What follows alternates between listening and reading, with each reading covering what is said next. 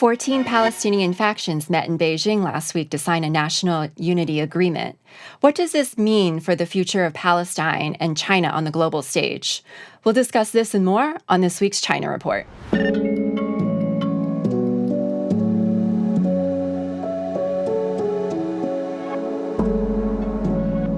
Welcome to the China Report, a new show produced in collaboration with Pivot to Peace. Every week, we'll help you sort through the propaganda with an independent view of the country that we're taught to hate but know so little about. I'm your host, Amanda Yee, and this is my co-host, KJ Noh. KJ, why don't you kick it off with the headlines? In historic move, U.S. to upgrade military command structure in Japan. U.S. and Japanese Secretaries of State and Defense met in Tokyo on July 28 for the U.S.-Japan Security Consultative Meeting. The meeting focused on strengthening U.S. command and control over Japanese forces, deepening industrial tech cooperation, and enhancing all-domain war against China. The U.S. affirmed its commitment to using its full military capacity, including nuclear, in the case of war, and affirmed that it would deploy in the case of island conflicts in the East China Sea near Japan. Japan reaffirmed its subordinate role to U.S. war designs by promising to seamlessly respond to any situation and to promote a free and open Indo-Pacific region coded language for a Pacific free of Chinese influence. Among the key items discussed were increased interoperability, improved spying coordination, more missiles, including nuclear-capable platforms, cooperation in cyber warfare, electronic warfare, AI warfare, and space warfare, increased war rehearsals and coordination with South Korea, AUKUS, the Philippines, and NATO, coordination of defense, industrial production, and battle damage repair, known as DICAS, or Defense Industrial Cooperation Acquisition and Sustainment, and the acceleration of base construction in Okinawa.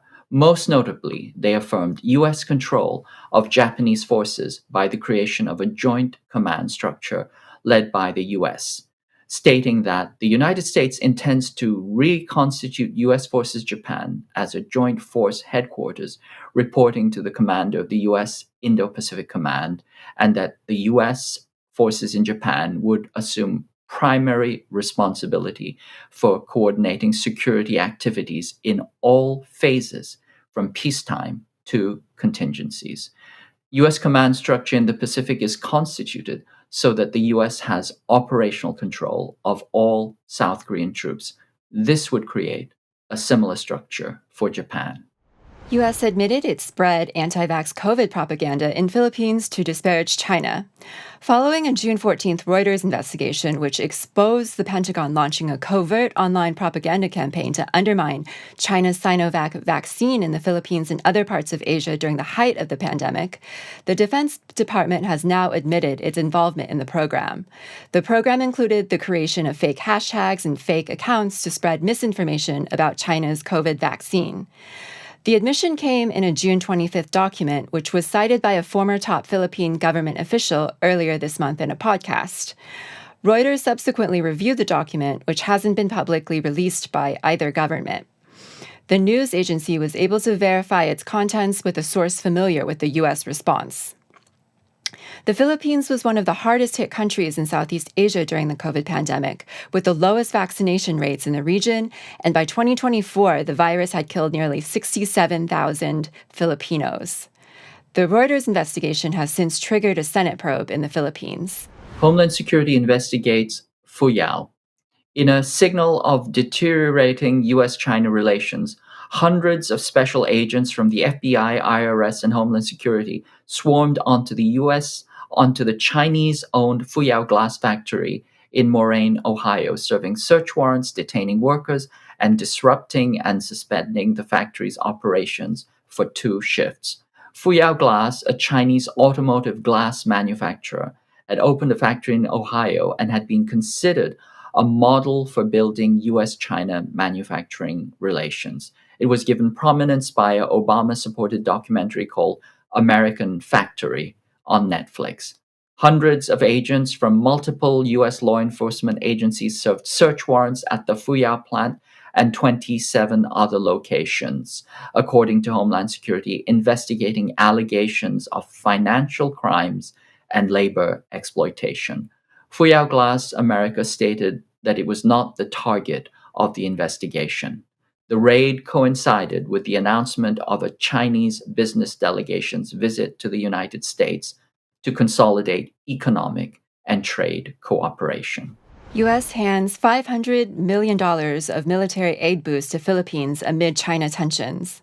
The U.S. announced Tuesday that it will provide $500 million in military funding to the Philippines to modernize its armed forces and Coast Guard as Washington bids for increased regional influence. The announcement came with U.S. Secretary of State Antony Blinken and Defense Secretary Lloyd Austin's visit to Manila as part of their Asia-Pacific tour. Last year, Philippine President Ferdinand Marcos Jr. granted the U.S. access to 4 additional military bases in order to strengthen the military encirclement of China in the South China Sea. The Philippines' proximity to the South China Sea would make it a key partner for the U.S. if war were to break out with China. U.S. war plans against China involve shutting down the South China Sea, choking off China's sea lanes for trade, and according to the RAND Corporation, this would block $5 trillion worth of goods traveling to or from China, including 70% of China's imported fuel, and could bring about a 25 to 35% reduction in China's economy. Chinese nuclear reactor is completely meltdown-proof. As part of its national campaign to develop safe, non-polluting, and carbon-neutral sources of energy, China has developed the first meltdown-proof nuclear reactor. China successfully demonstrated the first ever full-scale passive emergency cooling of a nuclear reactor, showing proof of concept of nuclear plants without the risk of meltdown.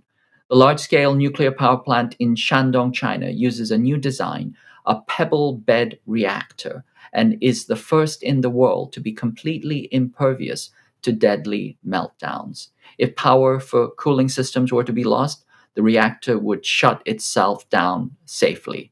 China also has plans to create the first thorium-powered nuclear reactor, a safer, cheaper, and more efficient source of power, as well as continuing to increase its development of sustainable sources such as wind and solar, of which it is the global leader. Apple's China smartphone shipments dropped 6.7% as Huawei surges, data shows.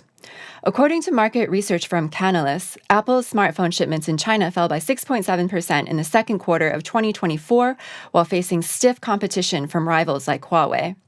Apple's total shipments for the quarter ending in June stood at 9.7 million units, down from 10.4 million units in the same quarter last year, its data shows. By comparison, Huawei's smartphone shipments surged 41% year-on-year to 10.6 million in the quarter. The decline reflects difficulties the U.S. tech giant faces in its third largest market. As a result of this decline, Apple's ranking in the Chinese smartphone market fell from third to sixth place. Huawei made a comeback to the high-end smartphone segment last August with the release of a device powered by a domestically made chip, defying U.S. sanctions that cut off its access to the global chipset supply chain. Huawei, a worker-owned corporation, has spent over $157 billion on research and development in the past 10 years and owns 140,000 active patents. 55% of its workforce, which is about 114,000 employees, work in research and development. CrowdStrike offers $10 Uber Eats gift card as apology for the outage. Last week, we reported that the FBI-linked endpoint security company CrowdStrike created the greatest IT outage in history, bringing about the very threat that it claimed to be protecting against. CrowdStrike had warned for years against the dangers of Chinese state-directed hacking and its risks to IT infrastructure, and had substantially built its business model on this threat inflation. It then created the very outage that it had claimed to protect against. At the time, 8.5 million devices were reported to have been disabled, resulting in massive disruption to industry, government, finance, and hospitals. Microsoft recently updated its estimate, saying that millions of more devices could have been affected than originally estimated. Losses to businesses were estimated in excess of $5 billion. CrowdStrike offered a $10 Uber Eats gift card as an apology to partners for the inconvenience of the meltdown. However, users attempting to redeem the offer found the offer unredeemable because Uber had flagged it as fraudulent, demonstrating again the company's inability to roll out IT-related actions. China wins the first gold medal of the 2024 Olympics in mixed team air rifle shooting. Two teenage shooters from China, Huang Yuting and Sheng Lihao, won the first gold medal of the Paris Olympics in mixed team air rifle shooting. The South Korean team came in second, with Kazakhstan taking bronze. The PRC first competed in the Olympics fully in 1984, also winning its first gold medal in shooting at the time. It has since then become an athletic powerhouse, winning the first gold medal 5 times, as well as acquiring hundreds of medals, ranking 4th in the global medal count despite its late participation in the Olympics. China's athletic prowess derives from its 1952 Mao-era policy on the promotion of sports, recreation, and physical exercise to increase the general health of its people. China has 620,000 public gymnasiums and stadiums around the country, along with countless outdoor fitness centers and equipment in parks, squares, and schools, and thousands of youth sports clubs. 60% of urban dwellers go to sports clubs to engage in fitness activities, and over 1/3 of the population between 7 and 70 exercise regularly. Talented youth are recruited into 2,000 sports schools where they are given total support. This allows the development of skilled athletes regardless of socioeconomic background. It also promotes robust gender equity. 2/3 of China's 260 gold medals have been won by women, the opposite of the United States. The U.S. did not medal in the shooting event despite having the largest gun ownership in the world and a deep-rooted gun culture. China does not allow personal ownership of guns, except for some ethnic minorities for whom gun ownership or a hunting lifestyle is part of their culture. Now to our main story. Last week, a major development. 14 Palestinian factions met in Beijing to sign a national unity agreement. These factions included Hamas, Fatah, the Popular Front for the Liberation of Palestine, Democratic Front for the Liberation of Palestine, Palestinian Islamic Jihad. And the core outcome was the affirmation of the Palestine Liberation Organization, or the PLO, as the sole legitimate representation, or the sole legitimate representative of all the Palestinian people. So this is really significant because it means it would potentially bring Hamas and Palestinian Islamic Jihad under the umbrella of the PLO. And this is important because, they're not part of the PLO. They weren't part of the PLO before. Also significant because Fatah and Hamas have been longtime political rivals, with Hamas governing the Gaza Strip and the Fatah-led Palestinian Authority partially administering the West Bank in collaboration with Israel. And, these two factions have even fought a civil war in the past. And, again, this is significant because the two rivals, ever since Hamas won the 2006 elections in the Gaza Strip, Fatah has been pressured by the U.S. to not enter into any kind of agreement or government with Hamas. And so the U.S. does this through, promising a peace process that never really comes.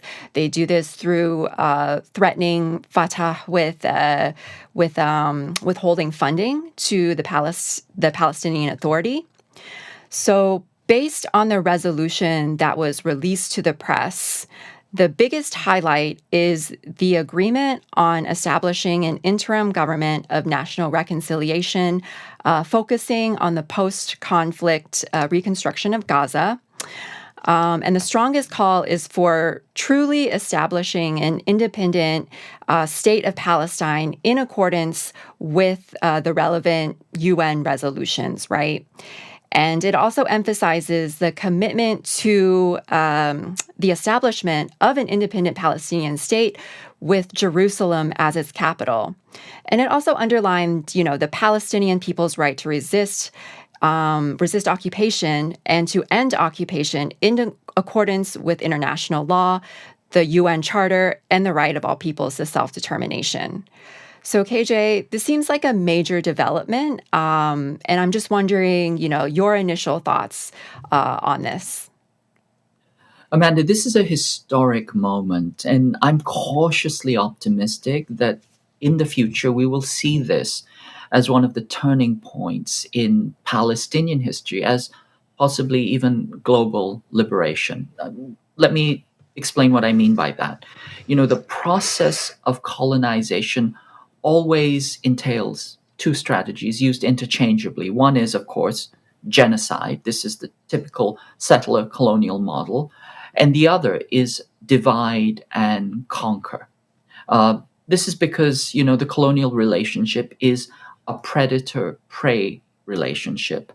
And just as the predator has to individualize and force the prey to scatter, the colonizing power also has to separate and scatter its prey in order to pick them off and to kill them and to use them.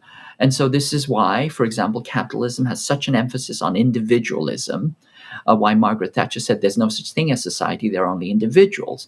It's the reason why we have such an emphasis on identity politics. It's a way to fracture people, to fracture resistance, to prevent solidarity. And so this focus on divide and conquer, on splitting and scattering in order to destroy and exploit is the key pattern. And what we see here is a complete repudiation of this. Let's remember, the Likud supported Hamas. They did not want the PLO to move forward. And the U.S. offered, carrots and sticks to Fatah, essentially turning it into a security subcontractor. But this agreement, I think, has broken that pattern. The U.S. has always supported religious groups to undermine secular, socialist, national liberation movements. And here we can see that you can have everybody under a big tent. The major members of the PLO, all of which are socialist in one degree or another, along with Hamas. They've come together and they're saying that we're coming back, we are taking back our power, we are asserting our solidarity, and we're going to move forward along the tide of an inevitable history towards the liberation of Palestine. Yes, divide and conquer is a really important strategy that the U.S. and Israel has deployed in Palestine. I spoke of the divisions, the long, deep divisions between Fatah and Hamas earlier. But, these 14 factions, they have deep disagreements that run, decades. But I just want to highlight, some of the Palestinian factions' responses to this declaration, which were overwhelmingly positive. Right? The Beijing Declaration, as it's called, has been, for the most part, positively received by most of the Palestinian factions involved. Hussam Badran of Hamas's political bureau, he hailed the declaration as an additional positive step to achieve Palestinian unity. Mustafa Barghouti, who is the Secretary General of the Palestinian National Initiative, which was another one of these factions that signed the declaration, he said that the agreement goes much further than any other reached in recent years, and he praised the move to establish a unity government as especially important because, and this is a quote, because it blocks Israeli efforts to create some sort of collaborative structure against Palestinian interests. And according to the Chinese Ministry of Foreign Affairs, which released a statement after this declaration was signed, they said that both heads of Fatah and the Hamas delegations said that China holds an important place in the heart of the Palestinian people. And they both expressed sincere appreciation for President Xi and China's unchanging, firm support and selfless assistance to Palestine over a long period of time. Both of them spoke highly of China as acting as a responsible major country in upholding justice for Palestine in the international arena, and they both expressed deep appreciation for China's strong support for intra-Palestinian dialogue and reconciliation. And they stated their readiness to implement the consensus, strengthen unity among factions, advance the reconciliation process, and work for an early solution to the question of Palestine. This was according to a statement that was released by the Chinese Ministry of Foreign Affairs pretty shortly after the declaration was signed. So that being said, there were some objections to the agreement that was leaked to the press, right? Pretty shortly after this declaration was released to the press, Ihsan Ataya, who is a representative for Palestinian Islamic Jihad, PIJ, he put out his own statement, and he said that the PIJ rejected any formal recognition of Israel that was noted in the agreement. They rejected any reference to any international agreements which recognize the state of Israel, and they called for the withdrawal of the PLO's recognition of Israel. And he also said that the final agreement had some amendments that were not necessarily reflected in what was released to the press. And he said that some points that implicitly and explicitly recognize the naming of UN resolutions that include the recognition of Israel have been amended. That being said, the statement goes on to say that they passed the declaration, that the PIJ agreed to pass the declaration, even with their own reservations, because they wanted to thwart those who wanted to sabotage the meetings, and that the importance of the Beijing Declaration lies in unifying the Palestinian position in the face of war. Then he goes on to say the guarantee of implementing the clauses of the Beijing Declaration lies in the hands of the Palestinians themselves. So the final official statement or the final official declaration has yet to be released. And, what the PIJ statement said, I think it reflects, these really deep divisions among the 14 different Palestinian factions. They really run deep, and they run, over the course of decades, and they just can't be quickly resolved over the course of, 2 days of negotiations or so. But what's really important is that this is a major step toward national unity. And, PIJ understands that despite whatever major differences exist among these 14 factions, whatever they may disagree with, like within this declaration or internally, all of the Palestinian factions understand that they are stronger united, and they are stronger united against the common enemy, which is the U.S.-Israeli alliance. And,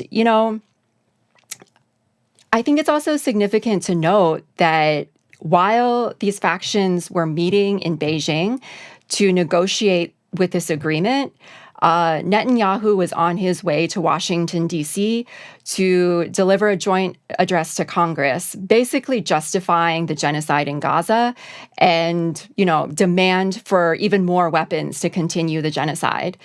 And that alone, shows you, despite, whatever reservations anybody has with the agreement, despite, disagreements over language, no matter how imperfect the agreement is, it just shows which side stands on the side of war and genocide and which side stands on the side of reconciliation and peace. I agree with you, Amanda. Just going back to, Netanyahu's address to Congress, that's 58 standing ovations in support of genocide and in support of genocidal lies. And I think this will go down in history as one of the most shameful events, of Congress, bar none. But coming back to the agreement itself, what's clear is that despite uh, disputes and ongoing, critique, I think this is really a historic event. It's a historic moment in liberation and Palestinian unity.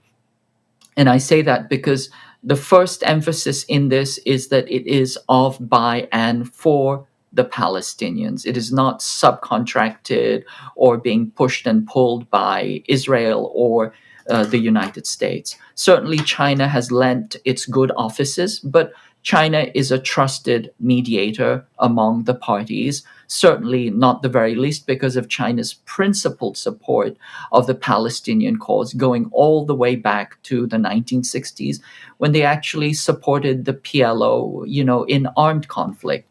And so China has a long historic precedent of support for Palestinian liberation that I think serves it in good stead, as well as its fact of being a neutral mediator that has, some global economic influence.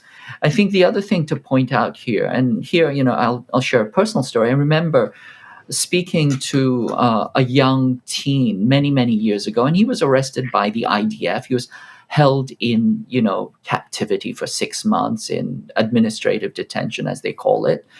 He was essentially in the wrong place at the wrong time. And they interrogated him for 6 months, mentally tortured him, but they could find no evidence to charge him. And at the very last day, before he was to be released from his detention, his interrogator came in, held him down, and broke every bone in his body. And he said, "I don't care if you're innocent. I just want to hurt you." And he broke every bone in his body. And, this is just one out of many incidents, but it's a metaphor for, the relationship. And essentially, the modus operandi of the Israeli occupying forces is to break the Palestinians, to break their resistance, to shatter them into pieces, and to make them understand in their bones that they are a subjugated people, as they themselves have said. And so this reconciliation among the factions, for me, is like the shattered bones knitting back together and healing, reconstituting their resistance. They're saying essentially, we will not scatter, we will not be broken, we will not flee, we will not give up. We will come together as one and we will stand up and fight. And I think that is a very, very powerful message. China is simply a facilitator of this. The kudos goes to the Palestinians themselves, as the Chinese have pointed out. They're the ones that are standing up. They know what's at stake. And I think this is a very, very important moment. As has been delineated in the agreement itself, first step is ceasefire. The second is a national unity government after the ceasefire. And here they're emphasizing that there will be an after. There will be a national unity government after the war. And then Palestinian statehood at the UN. I think these are very, very important movements and agreements, and I think it is an optimistic moment in a very, very dark period. KJ, I'm really interested in your take on how sustainable this declaration is.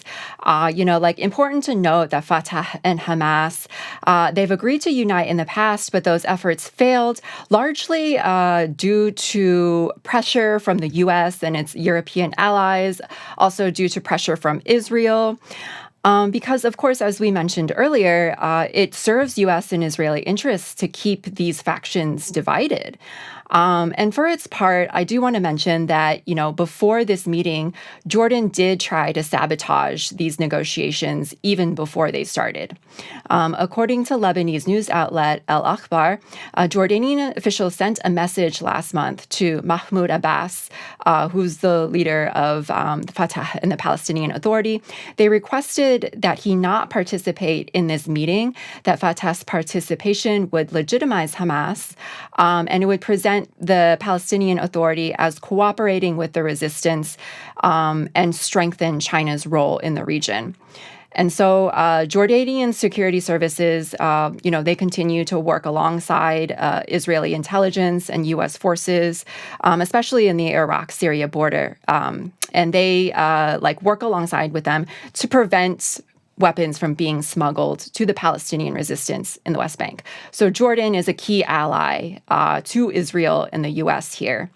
So it seems like this is definitely a historic moment, but at the same time, there still seems to be a present danger that the U.S. could sabotage this unity agreement, or maybe pressure Mahmoud Abbas to backtrack. So I'm curious to hear your thoughts on that.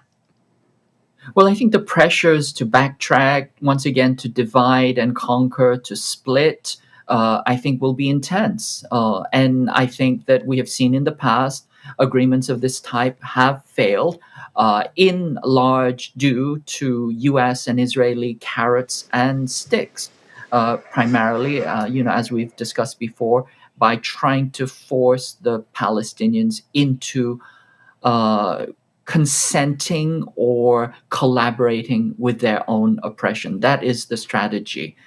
And so, you see this game between one state, two state. If it looks like it's going to be one state, they throw forth a two-state solution. When it looks like two states is going to work, then they try and undermine that.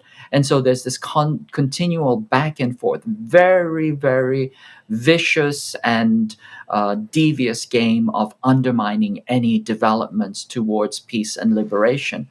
But this time, I believe that it's different. And the reason why it's different is, first, the stakes are so incredibly high. We are facing a genocide in real time. Not to say that genocide hasn't been happening continuously, but here we see the acute phase of mass slaughter. And so I think the urgency to respond to that, I think, braces everybody and makes them understand, the costs and the risks at stake. And I think the other piece, once again, is the fact that the global situation has changed. Israel and the United States are no longer the monoliths that can tweak and pull and twist and manipulate the Palestinian factions or even Fatah as they did before. You can see that, Fatah has received strong support from China. The PLO, the entire PLO, has received very, very strong support from China. And I think as the global South strengthens and unites in general, of which Palestinian unity is simply a metaphor for, I think that this kind of solidarity cannot be so easily undermined. Predictably, there is a lot of skepticism and cynicism within the U.S. Press and Western media and Western think tanks about China's role in mediating this agreement, right? And they always make China sound so sinister. They always make China sound like they're doing everything out of self-interest. A lot of the Western media and think tanks, they accuse China of having its own underlying motives in securing this agreement. They accuse China of hosting these negotiations to expand its geopolitical influence in order to safeguard its economic interests in West Asia and the Middle East. Chatham House, for example, which is a London-based think tank, they take the position that China's objective in hosting these negotiations is to increase Beijing's influence over Palestinian factions and any future Palestinian state and its institutions. Meanwhile, the Washington, D.C.-based publication, The Diplomat, they said in a recent news article Rather than a game changer for Palestine, the declaration should be viewed as evidence of China's increasing eagerness to position itself as a prominent mediator in West Asian affairs. This diplomatic push aligns with China's broader strategy of expanding its global influence, particularly in regions with significant economic interests. So they basically posit that regional instability in the Middle East poses a threat to China's trade interests, and that's why they're doing this. So that's one way that I've seen this covered in Western press. Another criticism that I see from these Western outlets is that they say a lot of what came out of the negotiations is just purely symbolic or purely rhetorical, right? For instance, they claim that one of the most significant agreements of the Beijing Declaration is the point about Palestinians being able to govern themselves, which faces fierce opposition from the Israeli government. Same thing with the establishment of a sovereign Palestinian state. So these Western news outlets criticize, China for hosting these negotiations, but they don't really have any sort of mechanism to make sure that these points that come out of the declaration, out of the negotiations, that they really are able to come into fruition, especially given the fact that Israel rejects Hamas or any role it would play in a future government. The implementation of even a two-state solution would require cooperation from the U.S. and Israel, which is very unlikely, right? The U.S. would immediately veto this resolution in the UN, in the General Assembly. So all these factors, these pundits claim, severely limit China in its ability to serve as an effective mediator. And so this is all purely symbolic or rhetorical, according to them. Yes. I mean, so there is a constant barrage. There's a clearly coordinated effort to delegitimate these accomplishments. And also, once again, to divide and conquer. The message here is, resistance is hopeless. You have to submit. We hold all the cards. And of course, this is pure propaganda. What's the alternative? Well, we've seen the alternative. The alternative is 58 standing ovations for genocide. That is not acceptable to the vast majority of people on the planet, people of conscience. So I think that first we have to note that, of course, Israel rejects Hamas. The Knesset rejects the existence of a Palestinian state. So that is a huge hurdle. But the simple fact is coming together, the solidarity of the different factions in asserting Palestinian unity and their drive towards Palestinian liberation, I think is very important. You can call it symbolic if you wish, but symbols matter. Symbolism is the foundation on which you build real solidarity, which is the driving force for political change. And so I wouldn't dismiss any of that, although I do understand the deep desire, the fear and loathing in the Western imperial states that seek to undermine it. And they are absolutely clear. This is a sign of China's increasing influence. It's not that China is doing it for influence, but if this is successful, then of course it will raise the capacity of China to have good relations with all of the Middle East, all of the Arab states, certainly the factions that are vying for liberation. And I think that what we are seeing here is essentially, the Western capitalist imperialist states are very, very upset. They are actually, soiling their underwear at this moment because they do not like the trend or the direction in which things are going, and they're seeking by any means to delegitimate and undermine it. I don't think that will happen. I think the stakes are much, much too high. I think the courage, the resistance, and the unbroken will of the global South, and in particular of the Palestinians, to resist this is much, much stronger than they can even conceive of. I think it's also important to compare the Western and U.S. media reaction to these negotiations with the mostly positive reactions that have come from basically everywhere else, right? We highlighted some of the reactions of the Palestinian factions earlier, which was mostly positive, but it's also been really well received among the international community, right? The signing of the Beijing Declaration was welcomed by, like, for instance, the UN General Secretary, praised by the Foreign Ministry of Turkey, even the European Union Special Representative for Middle East Peace praised what came out of the negotiations. The Sultanate of Oman praised it as well. So it seems like both the Palestinian factions involved and most of the international community are really welcoming this new development and China's role in mediating this. So meanwhile, U.S. State Department official Matthew Miller said in a recent press conference in response to the declaration that there can't be any role for a terrorist organization, meaning that Hamas won't have any role in a post-war Gaza. So I guess it just seems like the international praise of this declaration seems to signal again that the U.S. and Israel is becoming like more and more isolated, while the rest of the international community is standing more and more with Palestine and, by extension, China's role in mediating this declaration. I agree with you 100%. And, once again, this is the real international community, not the fake international community, which is really the Western imperialist colonial powers. But the real international community is solidly behind this. The international institutions are behind this. The factions are behind this.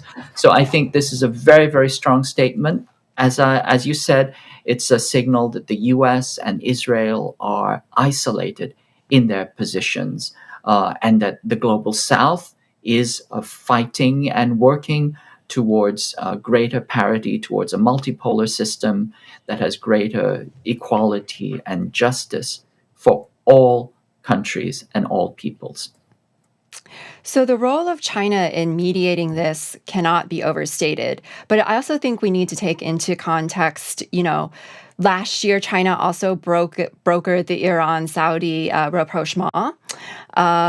Recently, its Foreign Minister Wang Yi, who also negotiated this Beijing Declaration, earlier this year, he met with the Ukrainian Foreign Minister to engage in talks over ending the war between Ukraine and Russia. And even Ukrainian President Zelensky said, and this is a quote, "There is a clear signal that China supports Ukraine's territorial integrity and sovereignty, and that it was also confirmed that China will not supply weapons to Russia." This is a quote from Zelensky. Now, this statement goes against what NATO officials were claiming in their Washington, D.C. summit just a few weeks ago, when they accused China of being what they called a decisive enabler of Russia in its war with Ukraine. So how do you see all of this in light of China's role not only in the Middle East, but also in the rest of the world? Like, what does this signal in terms of multipolarity? I think that it shows that with the support of China, with the support of the axis of resistance, with the support of many, many countries of the global South, the true international community, that multipolarity is essentially asserting itself against U.S. imperial hegemony. Now, once again, I think it's important to point out the history that the U.S. has always tried to delegitimate and undermine movements of liberation, for the most part, which tend to be leftist and socialist in orientation. Once again, we can look at the Palestinian faction. The vast majority are leftist, socialist, Marxist, Leninist. We saw that the Ba'athist movement, the Pan-Arab socialist movements prior to this were all left-leaning. And so these were all undermined by U.S. proxies, in particular Saudi Arabia, Israel, and other U.S. Proxies and agents. These existing structures are now dissolving, and the global south is coming together with the mediation of China in this powerful force that really looks to be undermining and overthrowing 500 years of colonization. I think this is a very, very positive movement. And I think, as people have said, these are changes not seen in a century. I think there's a certain momentum that ensures that this thing will not be easily thwarted or turned around. And what we see here are the final, bleatings of a global empire, which is deeply weakened but wants to go out with a fight. It's the drunk at the bar, this time drunk with power, who wants to pick a fight and doesn't want to go home. I think this is the situation that we're in.